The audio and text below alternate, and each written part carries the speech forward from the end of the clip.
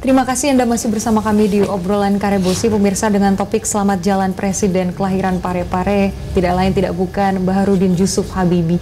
Kami mengajak pemirsa yang ada di rumah juga bergabung bersama kami melalui telepon interaktif di 368-1002. Bagi pemirsa atau masyarakat khususnya yang ada di Sulawesi Selatan, Makassar, yang ingin menyampaikan duka cita yang mendalam dan juga tentunya kesan-kesan persepsi dari Anda semua yang tidak pernah akan terlupakan terhadap sosok Bapak Habibie, silakan menghubungi kami.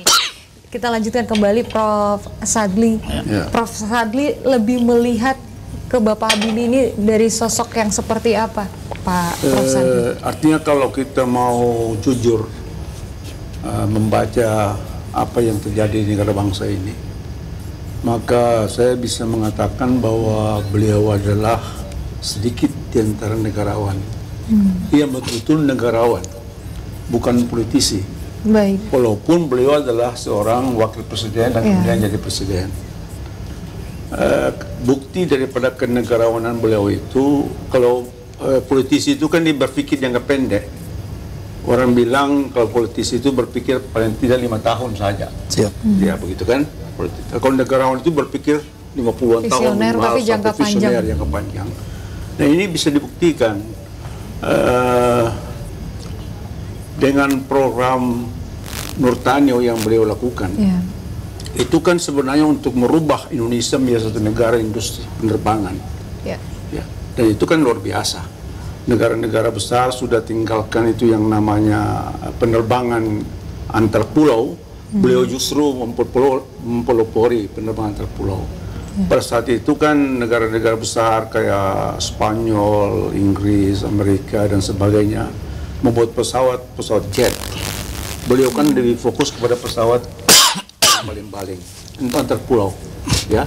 Dan kalau itu saja terjadi dengan keberhasilan N235 dan N250 pada masa itu, kalau itu betul-betul tidak diganggu oleh pertimbangan politik pada masa itu, saya yakin bahwa Indonesia sekarang luar biasa dari segi kemajuan teknologi penerbangan, dan itu dipelopori oleh justru Pak Habibie. Baik. Ya, tidak ada orang di Indonesia yang bisa pelopori itu. Yang mana sayang saja bahwa pada masa itu pertimbangan politik yang lebih dominan. Ya, itu satu. Bukti kedua, Batam. Jangan kita lupa Batam. Batam itu adalah ide beliau untuk menyaingi Singapura. Daripada orang-orang Indonesia ke Singapura, lebih ke Batam. Makanya Batam itu didesain oleh beliau untuk menyaingi Singapura pada masa itu, ya. Tapi rupanya itulah tadi faktor politik yang lebih dominan, sehingga beliau tidak bisa merealisasikan ide beliau sebagai seorang negarawan. Baik. Ini membuktikan bahwa dedikasi yang luar biasa untuk menjadi negarawan, rela meninggalkan karirnya yang cemerlang. Betul. Di negara Jerman. Beliau kan luar biasa kedudukannya di Jerman, ya, sebagai vice president. Bayangkan orang kedua di suatu negara besar, di suatu perusahaan besar, rela beliau tinggalkan untuk Indonesia, untuk pembangunan Indonesia. Ya, tapi ternyata setelah beliau kembali, rupanya tidak bisa seperti apa yang beliau sendiri harapkan. Ya begitu. Saya terus terang saja bayangkan, selalu saya akan mengatakan kepada teman-teman, kalau anda kata program Habibie itu jalan, Indonesia sekarang sudah lain daripada yang seperti itu. Sudah menjadi negara industri, gitu. Tapi ya itulah di Indonesia kan lebih banyak politisi daripada negarawan. Gitu. Baik, tanggapan Prof. Ambo. Ya. Jadi betul bahwa memang Pak Habibie itu kan seorang ilmuwan, teknokrat, visioner yang punya keberanian nyatu begitu, ya. Sehingga kita bisa lihat apa yang beliau rintis itu adalah persoalan jauh ke depan. Kemudian waktu itu adalah keputusan sangat besar barangkali, kira-kira begitu, ya, yang tidak bisa diputuskan. Saya kira kalau orang yang tidak punya pandangan jauh dan tidak punya keberanian, misalnya Nurtanio tadi, Batam misalnya. Dan saya berkali-kali ikut mendengar beliau ceramah. Dulu saya ingat betul, ya, saya pimpinan PIMNAS, bahkan ilmiah mahasiswa nasional ke Surabaya, dia ceramah, Prof. dia sampaikan 20 tahun ke depan sekarang inilah ya.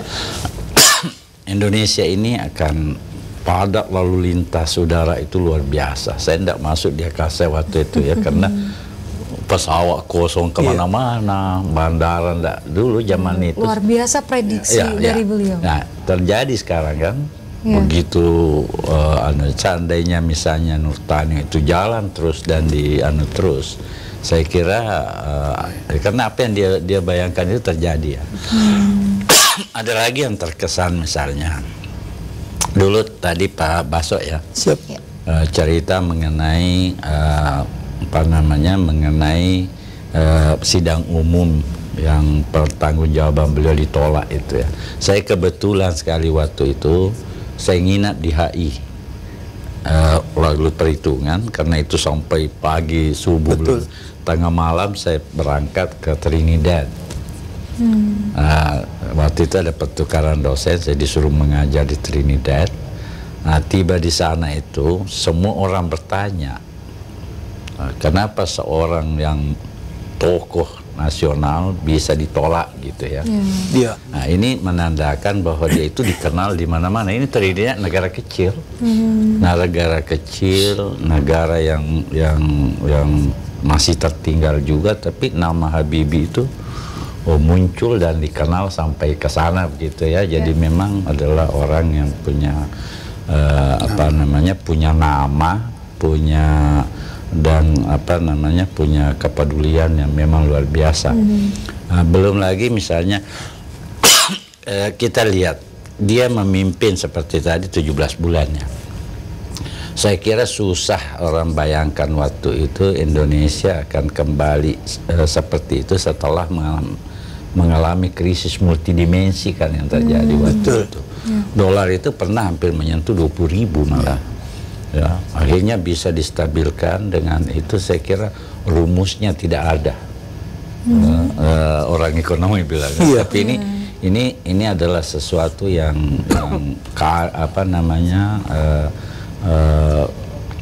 bukti yang dia tunjukkan bahwa beliau itu bisa.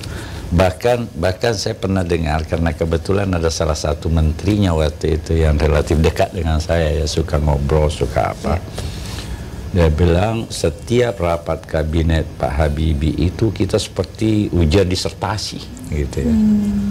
Tidak panjang sekali waktunya, bukan sekadar melapor, pokoknya diuji, dan beliau merasa semua bidang itu dia kuasai gitu ya. Jadi begitu ini, dan itu mungkin memang tidak ini karena memang sudah berpuluh tahun sekian beliau sudah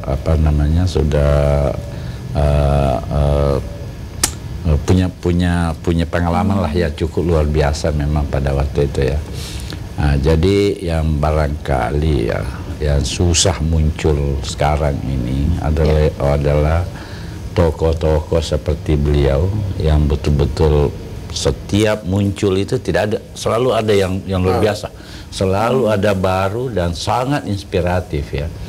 Saya ingat betul waktu dia hadir, karena saya ini kan hanya mengikuti, bukan dekat secara pribadi ya, cuma mengikuti tulisannya mulai 50 tahun Habibie itu saya ikuti, baca setiap acara ICMI hampir seluruhnya saya datang.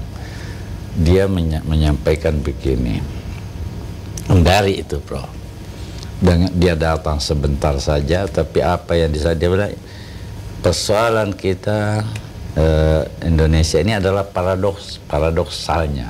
Kita paradoks, negara kita besar tapi daya saing kita kecil, negara kita kaya rakyat kita miskin, negara kita indah dikelola dengan jelek gitu ya. Nah, tapi beliau menyatakan itu bukan mengkritik kepada orang, tidak, hanya menyampaikan kondisi yang masih terjadi dan menyampaikan solusi apa yang harus dilakukan. Nah, jadi begitulah yang susah dicari ya. Ada orang yang hanya bisa menyampaikan persoalan, tidak memberikan bayangan, gambaran solusi ya. Kalau beliau menyampaikan ini, dan stressing beliau itu selalu adalah SDM memang. manusia berkualitas itu menjadi sentral kemajuan, teknologi itu menjadi jantung kemajuan begitu. Jadi makanya seperti Prof. Sandi tadi, dulu itu di ICME ada istilahnya sumber daya manusia unggul. Ya, unggul itu adalah manusia yang menguasai IPTE dan IMTA. Jadi selalu menyatu, selaras antara penguasaan ilmu pengetahuan teknologi dan iman takwa. Nah, jadi itu tadi nasionalis tapi agamis juga. Iya, nasionalis, agamis, dan saya juga melihat beliau itu karena kita dulu sering menghadap lah ya, menghadap. Dia tidak pilih-pilih. Sangat ramah secara pribadi ya. Terakhir itu juga pernah datang ke sini ya, kita temanin, ngobrol lama, pokoknya kita merasa seperti orang tua benar kalau ngobrol begitu ya. Jadi dia itu sangat dengan ciri khasnya, senyumnya, sepertinya tidak ada lawan. Iya, ada betul. Baik, jadi ini Pak Habibie memiliki IQ yang dibarengi dengan EQ dan SQ yang luar biasa juga. Iya. Jadi itulah kecerdasan. Jadi tidak hanya intelektual, kecerdasan intelektual, kecerdasan emosional, tapi juga kecerdasan spiritualnya kan. Baik. Jadi barangkali dia adalah manusia paling paripurna lah yang ada yang di Indonesia ini ya, kira-kira sampai saat ini ya. Ya, Pak Baso, ini kalau kita ketahui banyak cita-cita yang tidak terwujud kan oleh Bapak, tapi terbentur karena banyak hal begitu. Dalam dunia pemerintahan, dari pandangan Pak Baso sendiri, bagaimana? Iya, pertama saya ingin katakan bahwa dengan akan berakhirnya beberapa tokoh-tokoh sentral yang ada di Sulawesi Selatan ini, tentu saja Sulsel ini harus mempersiapkan generasi pasca Yusuf Kalla, karena kita harus dan mungkin juga Republik ini pasti akan melirik beberapa tokoh-tokoh yang ada di Sulawesi Selatan ini dalam hal bagaimana memimpin sebuah pemerintahan yang ada di Republik ini. Kenapa demikian? Karena orang Sulsel itu punya komitmen dan konsistensi, berani dan pandai, gitu ya. Nah, oleh karena itu tentu saja kalau kita melihat kira-kira cikal bakal yang akan menggantikan almarhum Prof. B.J. Habibie, tentu saja kita berharap akan hadir tokoh atau putra asal Sulawesi Selatan ini yang mampu berkiprah di tingkat nasional. Beberapa waktu yang lalu, sebelum beliau Gubernur Sulawesi Selatan, Prof. Nurdin Abdullah dilantik, ada pertemuan di kampus Universitas Negeri Makassar. Di situ ada satu gambar yang ditayangkan oleh penyelenggara bahwa almarhum Prof. B.J. Habibie ini memang punya kekuatan feeling yang luar biasa, mampu menebak ketika perjalanan karir seseorang itu mulai dari A sampai Z. Saya tidak mau masuk pada kata ramal ya, karena itu hanya Allah yang menentukan takdir seseorang. Tetapi dalam pertemuan itu diuraikan bahwa 6 tahun yang lalu ketika almarhum Prof. B.J. Habibie ini tampil di salah satu TV nasional, dan waktu itu Gubernur Prof. Nurdin Abdullah waktu itu juga tampil dalam kapasitas sebagai Bupati Bantaeng. Beliau menyatakan bahwa saudara Pak Bupati Bantaeng, Anda kedepannya akan menjadi gubernur di Sulawesi Selatan. Dari awal sudah bisa melihat sosok yang potensial. Saya ingin melihat dari sisi keilmuannya saja.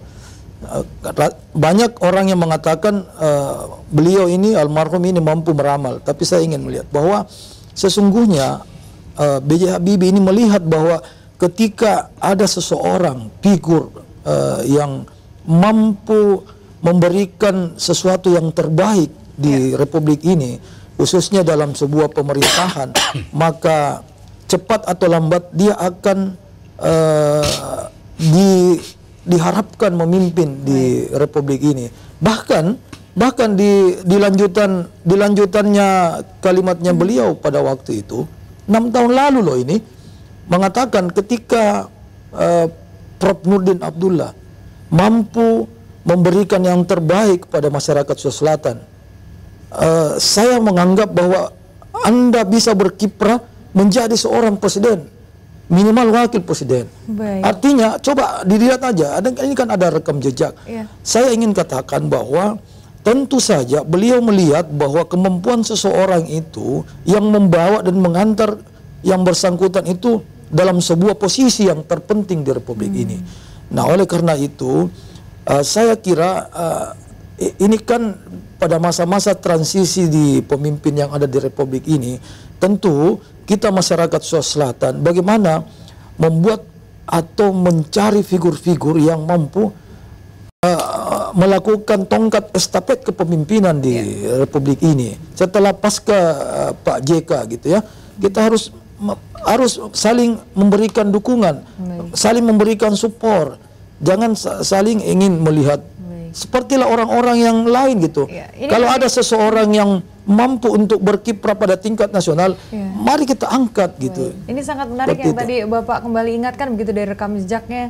Di antara sejuta cerita tentang Pak Habibie ada satu hal yang mana beliau memprediksi sesuatu hal yang akan terjadi di Sulawesi Selatan. Ini bukan kata saya, tapi ini adalah kata Prof. B.J. Habibie almarhum.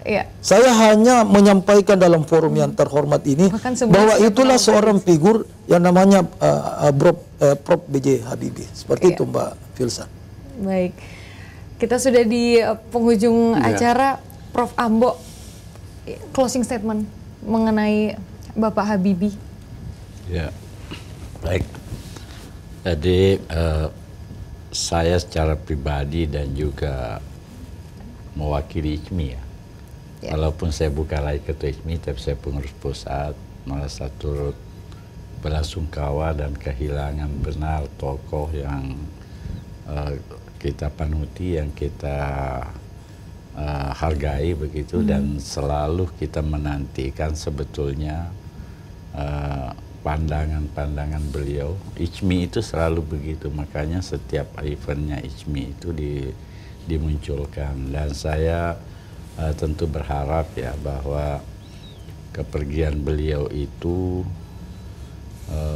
apa yang dirintis itu ada yang melanjutkan, dan kita juga melihat ada potensi-potensi yang bisa. Anak beliau itu bukan orang sembarang ya, Ilham Habibie itu, Pak Ilham itu bukan orang sembarang. Jadi untuk kiprah ICMI yang dilahirkan beliau ini supaya itu tetap lanjut. Dan yang terakhir ya, saya juga sudah minta, karena kebetulan saya juga ketua koordinator BPH Al-Markas Al-Islami, saya sudah minta besok pada hari Jumat, habis Jumat itu kita salat gaib untuk almarhum Bibi, dan mudah-mudahan beliau diterima di sisi Allah begitu ya, dan diampuni dosanya. Dan saya percaya bahwa akan banyak amal jariah yang akan selalu datang besok almarhum. Dan paling terakhir sekali, kita juga berharap sebetulnya ada orang yang menulis banyak lagi tentang Pak Habibie, supaya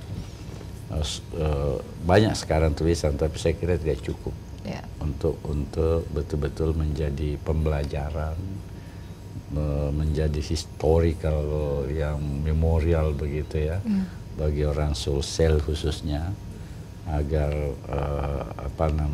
kiprah-kiprah beliau itu, semangat beliau itu, dan juga perjalanan hidup beliau. Ada bukunya sebenarnya daripada Parek Aham, tapi saya pikir masih perlu disempurnakan lagi supaya tidak pernah matilah nama Habibie itu. Fisiknya boleh tiada, tetapi pemikirannya dan semangatnya itu akan tertular terus menerus. Itu harapan saya, Mbak. Baik, Prof. Sadli, harapannya untuk masyarakat Sulawesi Selatan untuk mengambil pelajaran dari sosok Bapak Habibie sekaligus closing statement. Saya kira orang seperti Habibie ini tidak hanya harus menjadi teladan bagi masyarakat Sulawesi Selatan, tapi justru masyarakat Indonesia pada umumnya.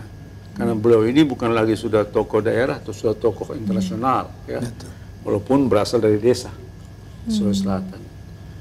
Yang saya ingin katakan bahwa kalau kita mau jujur ya, Indonesia betul-betul kehilangan seorang tokoh yang saya katakan tadi sebagai seorang ilmuwan yang agamis.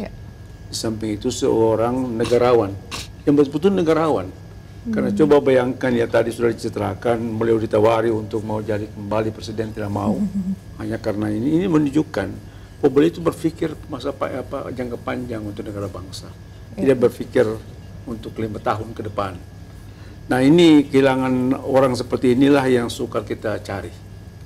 Ya, dari segi keilmuan beliau sebagai seorang teknokrat di bidang penerbangan, kita bersyukur bahwa ada anak beliau, ya, yang juga lulus summa cum laude juga, ya, Ilham, yang mudah-mudahan nanti bisa melanjutkan apa yang beliau cita-citakan. Yang saya yakin betul bahwa harapan beliau Habibie itu belum kesampaian. Karena beliau ingin Indonesia menjadi negara industri, khususnya penerbangan. Nah, itu belum tersampaikan. Ya. Kita sayangkan bahwa banyak generasi muda yang umur-umur 20-an, 30-an yang beliau didik, beliau kirim keluar untuk nanti mengembangkan yang namanya penerbangan. Ya. Dan setelah berhasil dari luar kembali, ternyata tidak bisa dimanfaatkan oleh karena tadi pertimbangan tadi itu, ya. Nah, ini satu hal yang disayangkan karena orang-orang yang justru negara yang sudah mengirim ini dipakai oleh orang lain, dipakai oleh negara-negara yang lain. Jadi ini satu hal yang sukar betul-betul kalau saya bisa membaca hati beliau, seolah menyesal barangkali ya, kenapa bisa kita seperti ini. Tapi syukur seperti saya katakan tadi, ada Ilham yang mudah-mudahan juga sebagai seorang pakar di bidang ini, mudah-mudahan bisa mengembangkan yang namanya penerbangan kita, industri penerbangan, sehingga Indonesia nanti bisa berkiprah ke depan. Saya kira itu. Baik, Pak Baso, silakan closing statement-nya. Iya, saya hanya ingin katakan bahwa saya mungkin dari generasi yang dibawa profesor yang hadir di malam hari ini. Cuman saya sangat berbahagia dan bangga bisa ikut memberikan dukungan kala itu, meskipun tidak pernah berkomunikasi secara langsung gitu. Nah, terakhir saya ingin katakan bahwa mari kita jangan mencampur adukan persoalan politis dengan persoalan dari sisi keilmuan, dari sisi kemampuan seseorang untuk memimpin negara ini. Sepertilah yang terjadi di masa kepemimpinan beliau, yang sesungguhnya kalau itu menjadi pertimbangan yang matang tanpa ada unsur-unsur politis yang ada di dalamnya, tentu saja akan suasana menjadi lain. Dan saya kira di mata saya almarhum B.J. Habibie itu adalah orang yang sangat menjunjung tinggi sportivitas, karena sebuah realita yang terjadi menolak pertanggungjawaban beliau, yang sebenarnya kalau beliau mau maju kan tidak ada aturan yang mengatur untuk maju kembali menjadi calon presiden, tetapi beliau mempertimbangkan bahwa fakta atau realita yang terjadi, bahwa tentu saja sebagai anggota MPR di Senayan, sebagai representasi wakil rakyat yang ada di Senayan, itu adalah bagian yang harus dihormati dan tentu saja harus dihargai sebagai bentuk ketidaksetujuan dalam sebuah kepemimpinan. Itu dari sisi pandang politis gitu ya. Tetapi kalau dari sisi pandang kemampuan dan keilmuan almarhum B.J. Habibie, tentu saja kita akan berkata yang dari sudut pandang yang lain. Terakhir saya ingin menutup bahwa apapun yang dilakukan seorang pemimpin akan terlihat salah jika kita tidak mampu melihat dari sudut pandang sebuah kebenaran. Baik. Seperti itu. Makasih. Baik, terima kasih Prof. Ambo Ala selaku Ketua ICMI Sulawesi Selatan periode 2012 sampai 2017. Terima kasih Prof. Sadli Abdul Jabar selaku Ketua Senat Universitas Fajar. Terima kasih Bapak MS Basodeen selaku pemerhati pemerintahan telah berbagi di obrolan Karebosi pada malam hari ini. Sekali lagi kita semua dan mewakili seluruh keluarga besar dari Lupis Telebes TV, pemirsa, mengucapkan turut berbelasungkawa, sangat berduka atas adanya oleh Sang Maha Kuasa Presiden Republik Indonesia kelahiran Parepare Sulawesi Selatan Bapak Baharudin Yusuf Habibie, dan tentunya jejaknya tidak akan hilang, akan dijadikan teladan untuk kemajuan bangsa Indonesia. Saya Filza Buran pamit undur diri. Wassalamualaikum warahmatullahi wabarakatuh. Waalaikumsalam warahmatullahi wabarakatuh.